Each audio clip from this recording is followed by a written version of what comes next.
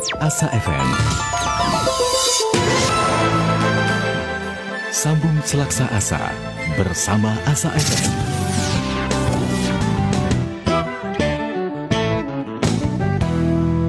Asa FM, kami selalu ada untuk kebahagiaan Anda.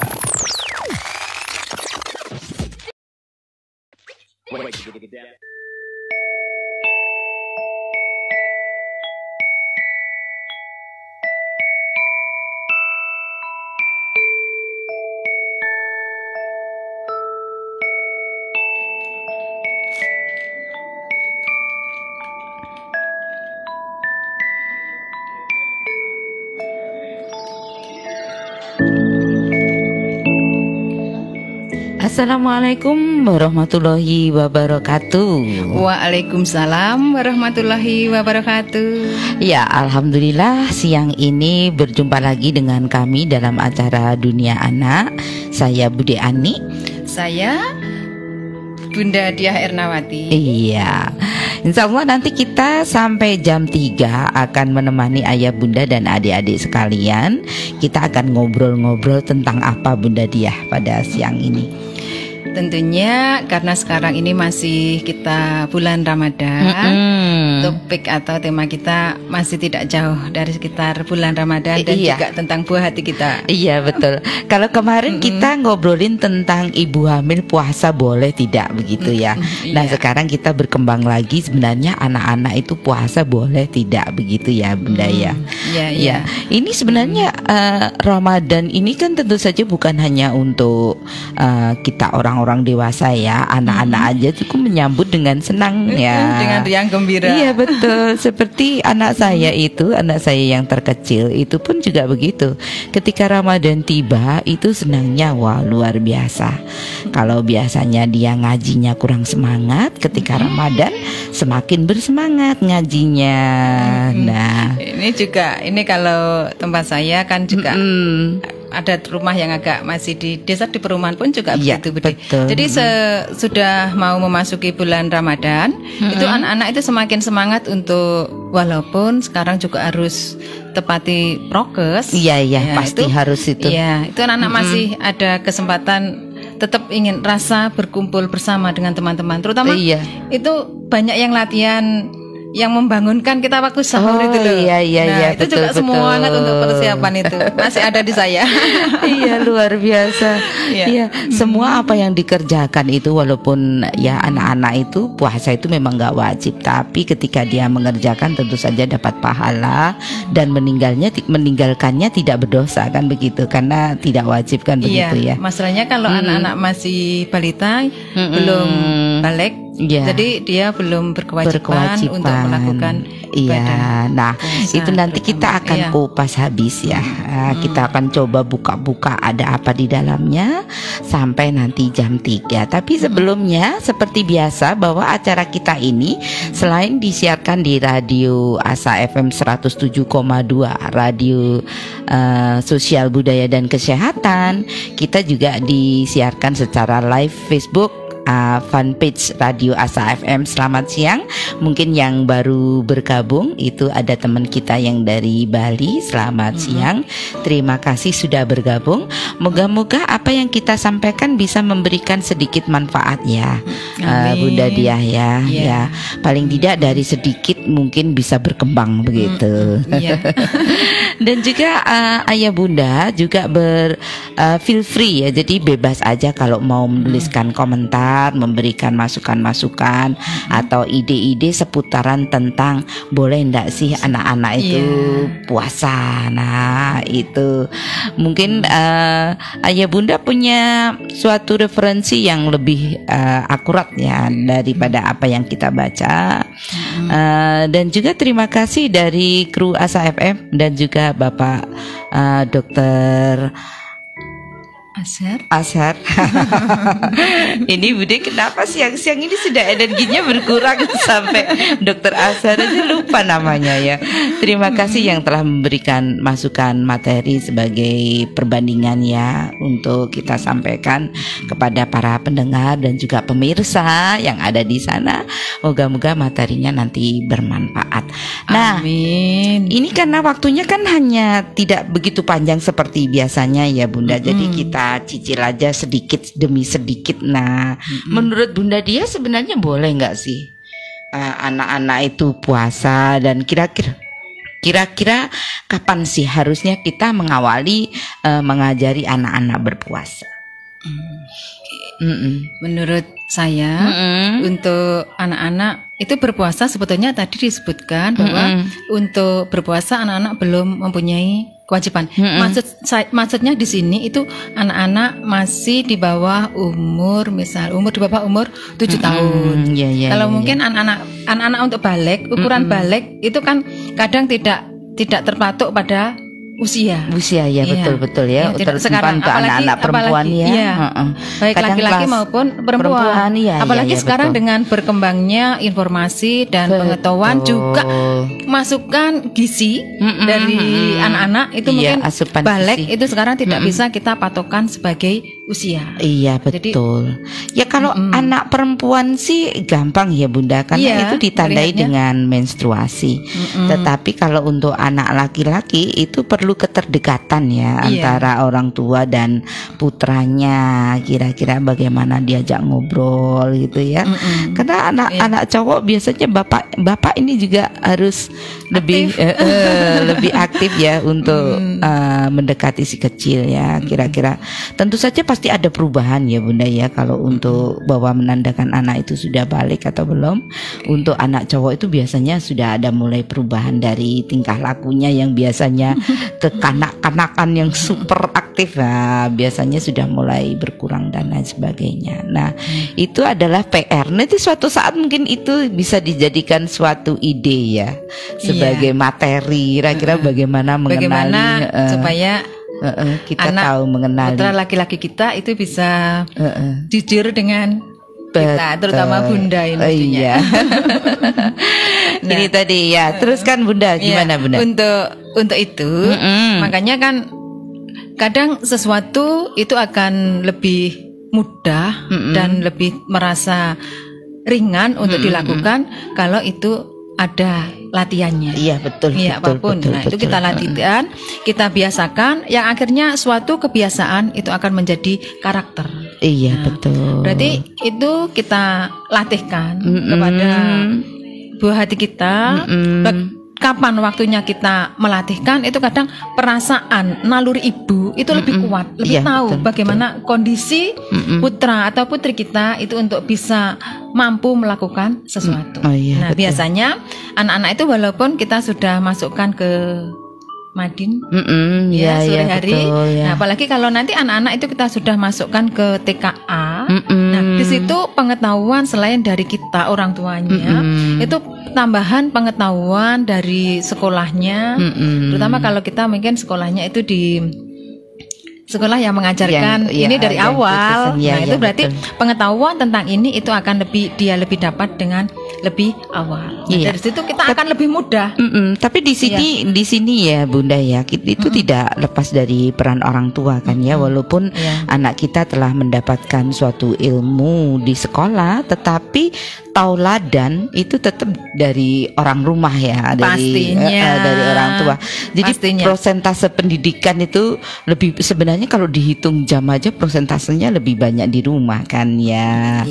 Oleh sebab itu peran serta orang tua dalam memberikan ketauladanan kepada anak itu sangatlah penting kan begitu. Nah, dengan tambahan pengetahuan itu kan kita sebagai orang tua insya Allah akan lebih mudah mengarahkan. Iya. Berarti dengan kata lain begini ya, mungkin Bude bisa tarik suatu benang merahnya, yaitu yang pertama yang kita lakukan adalah memberitahu kepada anak-anak sebenarnya apa sih puasa, arti pentingnya puasa itu adalah wajib.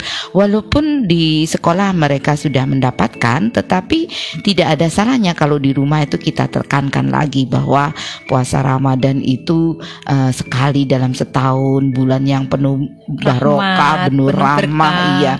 Nah, dan dari situ kita tekankan sebenarnya puasa ini adalah wajib bagi umat muslim, dengan aturan-aturan dan ada beberapa aturan mana yang wajib, mana yang tidak wajib kan begitu. Kita kenalkan puasa itu kan kita mulai terbit matahari sampai dengan terbenamnya matahari. Iya. Selain kita harus menahan lapar dan haus dan kita dahaga, kita kan juga harus bisa menahan emosi, menahan rasa marah, menahan rasa benci dan lain sebagainya.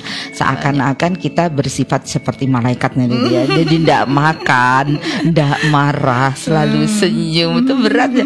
Dan itu Allah itu sungguh luar biasa ya teman-teman. Kenapa? Karena itu hanya mewajibkan kita berpuasa berapa jam ya? Mungkin mulai jam 4, 5, 6, 7, 8, 9 ya separuh hari kan ya. Sementara malaikat sepanjang hari seperti itu. Nah, paling tidak moga-moga tentu saja di balik semua kegiatan yang dilakukan itu setelah ini ada peningkatan kan begitu ya. Kita naik kelas. Jadi untuk tahun depan kalau misalnya dalam berpuasa persentase marah-marahnya masih muncul berapa persen, mungkin tahun depan akan berkurang kan. Makanya disinilah perlu namanya latihan itu tadi. Iya, latihannya. Nah, ini Bunda, kira-kira umur berapa sih sebenarnya kita itu baiknya melatih anak-anak ini?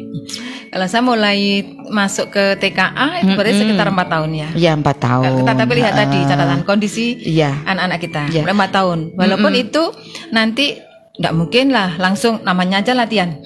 Jadi kan nggak mungkin langsung sampai sampai sore. Kita lihat kondisinya anak kita. Ya, jadi begini, anak-anak itu rentan dehidrasi ya. Jadi dehidrasi itu sebenarnya bukan hanya terjadi pada orang dewasa. Anak-anak itu lebih rentan karena anak-anak itu kadang aktivitasnya itu lebih banyak ya. Jadi kalau melatih puasa sekali lagi ayah bunda harus betul-betul peka dengan kondisi anak kan begitu. Jadi kemampuan anak masing-masing anak juga berbeda kan begitu. Dan kalau usia mulai dari 4 tahun itu wow, luar biasa ya. Mungkin bukanya mulai jam 9 sudah diizinkan berbuka. Mungkin begitu. Kita lihat kondisi anaknya kita. Betul. Yang penting latihan dulu. Paling tidak pembiasaan ketika keluarga bangun untuk santap sahur, anak-anak diajak untuk sahur dan kemudian kita sambil jalan kita bersamai langkah mereka ketika berpuasa ya, sehingga kita tahu kalau kondisinya memang betul-betul kepingin minum atau lain sebagainya ya dipersilahkan seperti itu dengan catatan setelah itu puasa lagi ya begitu. Mungkin kalau lebih amannya ya ketika sebenarnya nggak apa-apa sih, sah-sah aja kita mengajari anak di usia 4 tahun ya, tetapi kita akan merasa lebih sreg, merasa lebih nyaman itu ketika anak sekitar usia 6 sampai 7 tahun. Itu mereka 6 sudah sampai 7 tahun berarti itu sudah kelas hampir 1 SD. Mau masuk kelas 1 ya. Kalau 7 tahun kan 1 SD ya. Jadi TKB kelas 1 SD itu kita bukan hanya melatih tapi agak sedikit memberikan penekanan, mewajibkan ya, sedikit mewajibkan. Ayo nak belajar puasa separuh hari ya.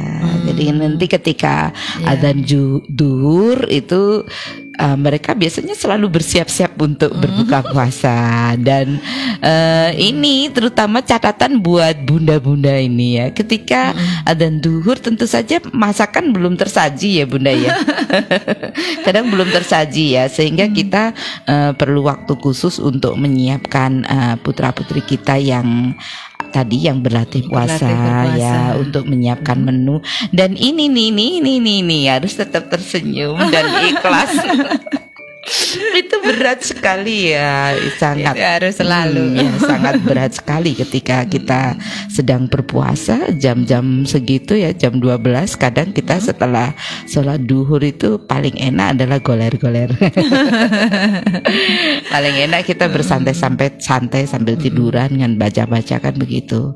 Nah, ketika si kecil merengek untuk menyiapkan buka, makanan berbuka si kecil, kita harus tetap tersenyum dan kita harus tetap meladeni apa yang mereka minta kan begitu.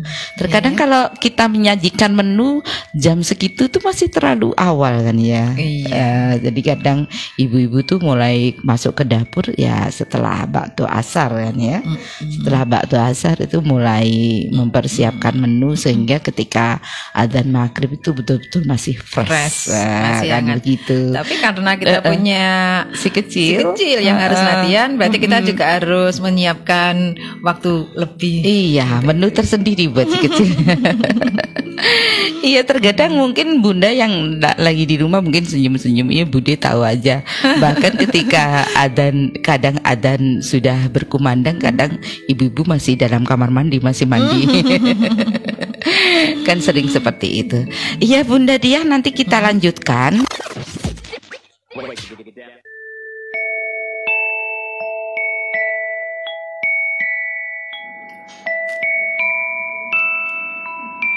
Wah, seru sekali ya kita ngobrolin tentang bagaimana cara kita melatih putra-putri kita untuk berpuasa. Nah, ini mungkin Bunda Dia punya trik atau punya pengalaman tentang bagaimana sih membiasakan si kecil ketika bangun untuk sahur. Itu berat sekali ya. Berat sekali, biasanya kan bangunnya kan mesti ya sekitar jam 5, kadang setengah 6 baru bangun untuk persiapan sekolah. Kalau itu pada hari-hari biasa. Kalau untuk anak-anak, ini memang kalau di saya itu terbiasa saya makan sahur itu adalah di ujung. Iya betul, 3:30-nya. Iya, 3:30 itu baru di ujung. Itu aja masih juga perlu perjuangan ekstra untuk anak-anak itu untuk bisa bangun. Iya, untuk bisa bangun. Jadi kalau harus 3:30 biasanya, walaupun kadang imsak itu bisa jam 4 lebih 5 ya. Paling enggak kita berusaha untuk bangunkan anak-anak itu, kalau saya sekitar jam mulai 3:30 itu kita sudah mulai bangunkan untuk dia. Jadi kita bangunnya pastilah 2:30. Nah, itu pastilah itu 2:30 itu yang kitanya sudah bangun. Saya yakin, Bude yakin dan percaya, dan ayah bunda itu mempunyai tahu betul ya kelebihan dari putra-putrinya. Seperti ya yang Bude rasa ini, Bude bercerita pengalaman pribadi aja. Antara Kak Tara dan Kak Tegar itu beda jauh ya. Jadi kalau Kak Tara itu dibangunin, sekali bangun ya sudah cuci muka, kemudian sudah ke dapur dan menikmati santap sahur itu dengan lezatnya. Jadi tanpa ada gangguan sekali sedikit pun. Untuk Kak Tegar itu membangunkannya, kalau kita salah membangunkannya, kita sedikit agak keras misalnya, ya dia akan tetap tidur dan tidak mau bangun. Jadi kadang dengan suara berbisik, sahur, ayo kita makan sahur ya. Dengan pelan, dengan berbisik, dia akan sedikit berguling kanan, berguling kiri, kemudian kita sentuh. Nah, akhirnya dia terbangun dan tersenyum. Nah, itu ketika tersenyum itu ada kelegaan tersendiri ya. Alhamdulillah dah mau bangun kan begitu. Beda jauh kalau misalnya kita dengan ayo cepet-cepet. Kadang ibu waktunya sudah mepet ya, tidak selamanya kan kita bangun 3:30 ya. Mungkin pernah juga punya pengalaman misalnya sudah jam jam 3:15 baru bangun. Ya, itu kan berarti kita agak sedikit maraton. Dan ketika sudah bukan 3:30, bukan 3:30, tetapi 3:45 ya. 3:45 itu sudah angka yang riskan sekali ya. Jadi kita biasanya membangunkannya dengan segera kan begitu. Tentu saja Bunda bangunnya mesti lebih awal, itu pasti, tetapi kita akan membangunkan ketika semua menu sudah tersaji. Ya, itulah hebatnya ya. Insya Allah kita niati dengan ibadah ya. Jadi tidak boleh mengeluh. Tapi kita juga bisa berbagi dengan ayah. Iya betul. Iya. Kadang kita yang persiapkan semuanya. Nanti kalau ayah udah lihat kita sudah hampir siap, sudah waktunya sudah setengah 4 lebih 5, baru ayah ini nanti yang membangunkan. Iya betul. Anak-anak. Cocok sekali. Dan itu memang betul-betul tugas ayah untuk membangunkan Mas Tegar. Karena suara Bude itu sudah kenceng. Ketika berusaha lembut pun ya tetap kenceng gitu. Nah itulah kita menyadari betul. Nah ini kemudian ya, kalau misalnya si kecil sudah terbiasa, sudah pembiasaannya sudah bagus untuk bangun, untuk sahur. Nah ini kita nggak tahu kan ya, misalnya anak-anak harus sekolah, kita nggak tahu kegiatan apa di sekolah. Itu kira-kira pesan apa yang harus kita sampaikan Bu Nadia ke anak-anak? Ya karena selain tadi kita sudah makan sahur, tentunya kita sudah siapkan energi untuk anak-anak kita. Betul. Maksud saya energinya. Penataan menu kita sudah kita sesuaikan, walaupun yang namanya puasa itu tidak harus bermewah-mewahan, ya. Kan menu kecukupan gizi seimbang itu kan dalam tanda kutip itu kan tidak harus mewah. Yang penting kecukupan gizi seimbangnya itu kita sudah penuhi. Minum airnya juga kita perhatikan untuk anak-anak. Kan anak-anak kita ini kan berlatih Mas Yan, jadi puasanya kan tidak sampai sore, tadi bisa bertahap, mungkin bisa sampai duhur, nanti kemudian ditambah lagi 1 jam. Kita lihat kita sendiri yang tahu bagaimana kondisi daripada putra putri kita.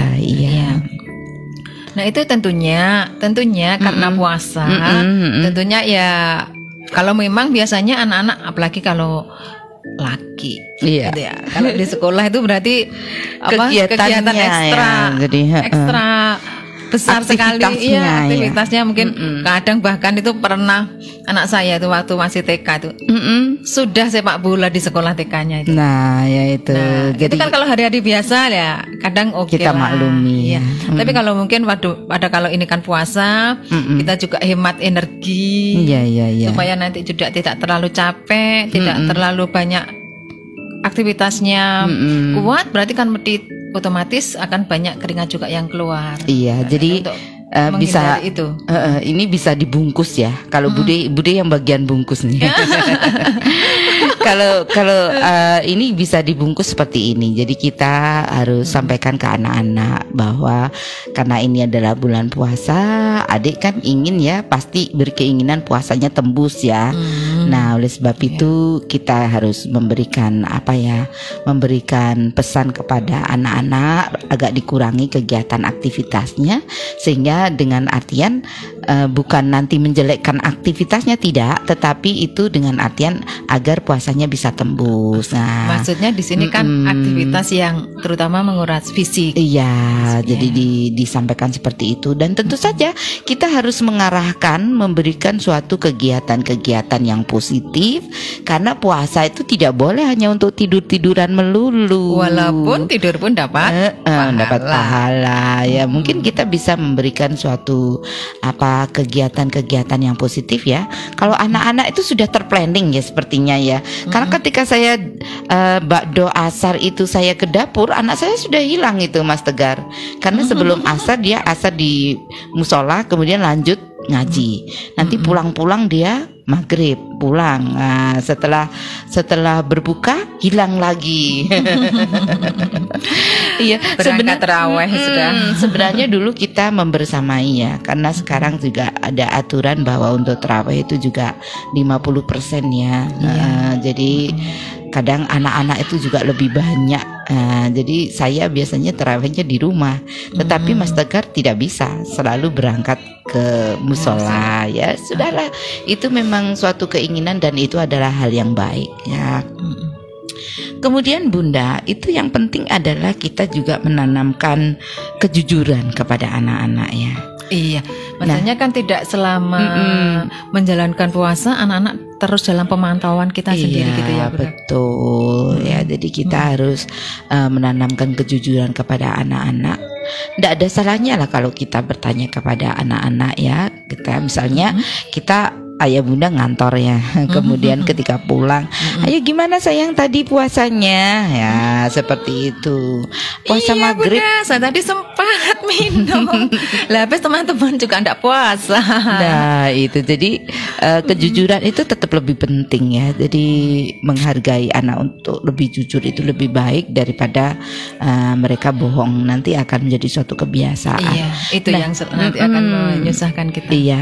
Dan ini berkaitan dengan karakter ini ada satu hal ya. Ini sebenarnya dilakukan itu boleh, tidak dilakukan juga boleh. Maksudnya tidak berdosa. Jadi begini. Untuk puasa ini. Kalau anak-anak itu menjalankan puasa dan anak-anak itu masih latihan dan tembus sampai maghrib, bolehlah kita memberikan reward. Tetapi reward sendiri itu bisa menjadi bumerang loh bagi kita. Paham ya Bunda? Jadi begini, reward itu bisa menjadi bumerang. Maksud saya begini, tentu saja puasa itu kita jalankan karena ibadah menunaikan kewajiban. Nah ketika kita mempersiapkan reward kepada anak-anak, jangan sampailah anak-anak itu berpuasa karena rewardnya. Akhirnya ya udah dia sudah dapat di dunia rewardnya. Walaupun kadang reward yang kita berikan, kalau saya untuk reward untuk memotivasi anak-anak untuk lebih semangat dalam berlatih puasa, atau mungkin nanti kalau memang sudah mungkin 7 tahun dia sudah bisa puasanya sampai sore. Kita juga tidak tahu. Kalau saya itu misalnya reward itu kita pada saat berbuka, pada saat kita siapkan menu atau makanan yang mereka suka, paling suka, mereka paling suka terus. Nah kita beri kejutan-kejutan, menu yang dia suka itu kita berikan dalam model atau dalam tampilan yang berbeda atau bagaimana. Itu semangat insya Allah anak juga. Inilah tadi yang disebutkan oleh Bude, karena reward itu bisa jadi bumerang. Bumerang itu maksudnya jangan sampai bahwa gara-gara reward itu anak-anak berpuasa karena untuk mendapatkan rewardnya itu. Jadi reward itu bisa tercover seperti apa yang Bunda Diah sampaikan tadi, bisa tercover dengan cantik. Jangan berupa nanti kalau puasa mau tembus 10.000. Tidak boleh seperti itu ya Bunda. Karena ini reward yang bukan membangun tetapi malah merusak kan gitu. Jadi rewardnya bisa berupa makanan-makanan yang dia suka misalnya. Oleh sebab itu dia akan bersemangat juga bukan karena makanan, tetapi ketika dia tembus, oh begini, alhamdulillah kan gitu, ada kepuasan. Nah itu yang utama. Jangan sampai reward itu malah jadi bumerang, malah menghancurkan niatan anak berpuasa hanya untuk mendapatkan rewardnya. Ya, itu tentang reward, tentang kejujuran, tentang bangun pagi untuk mempersiapkan sahur, makan sahur. Nah, nanti kita akan simpulkan dan juga kita akan kupas sisanya ya. Mungkin kita kuliti lagi, ada sesuatu yang belum kita sampaikan.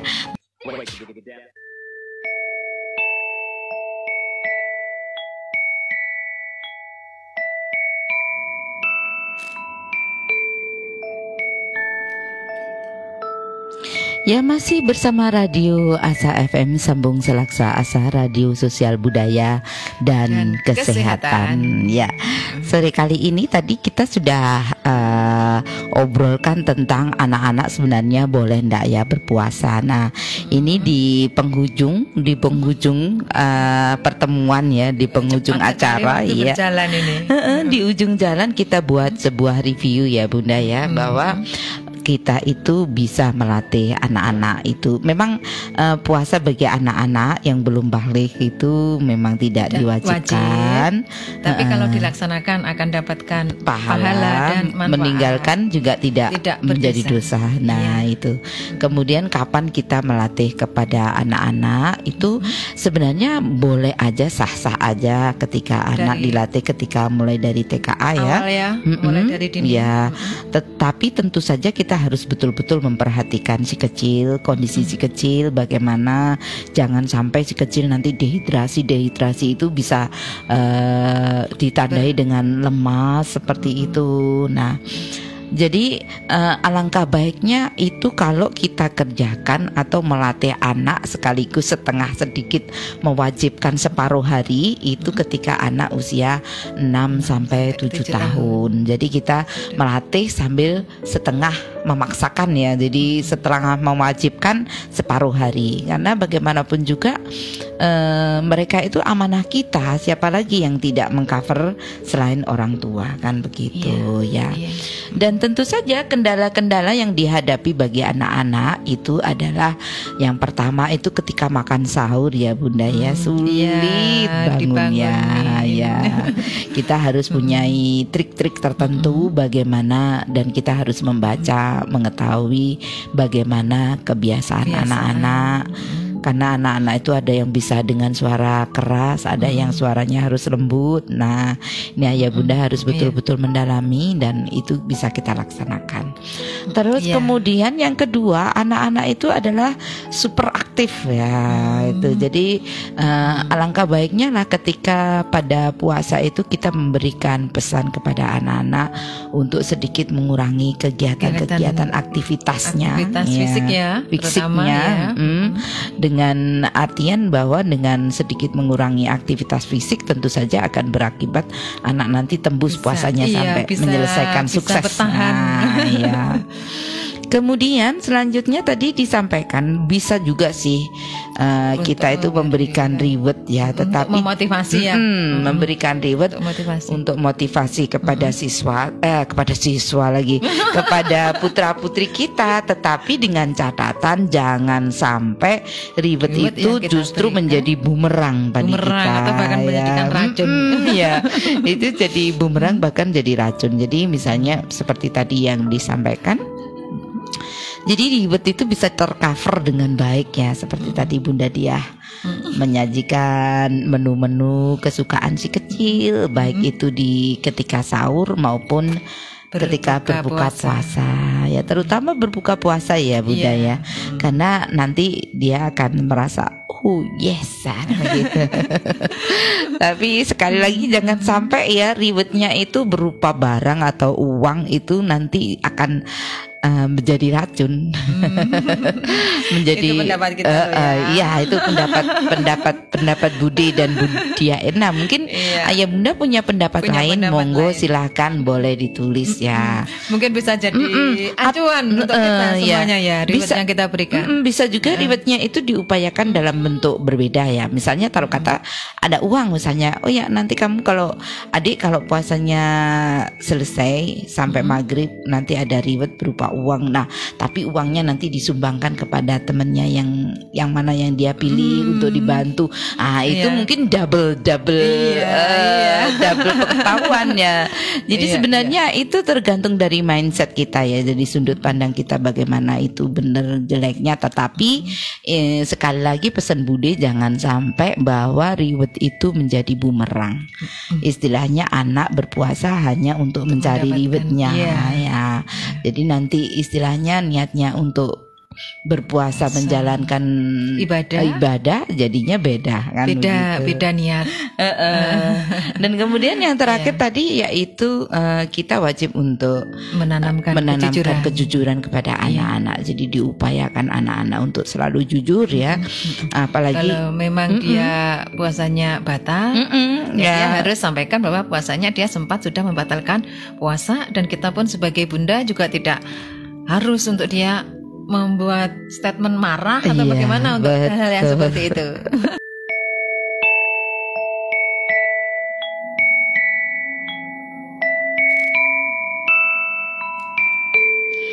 Ya ayah bunda dan adik-adik, tak terasa ya kita sudah 57 menit lepas dari jam 2 ya Bunda Diah ya.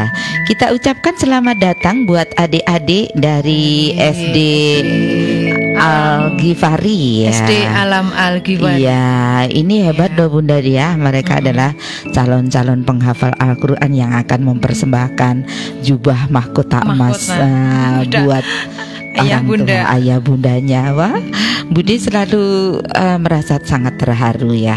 Oke. Ini rasanya kita harus pamit ya Bunda Diah ya. Moga-moga apa yang kita sampaikan memberikan manfaat, bahwa melatih bahwa melatih si kecil untuk berlatih puasa itu memang bahkan kita bisa katakan itu adalah suatu keharusannya.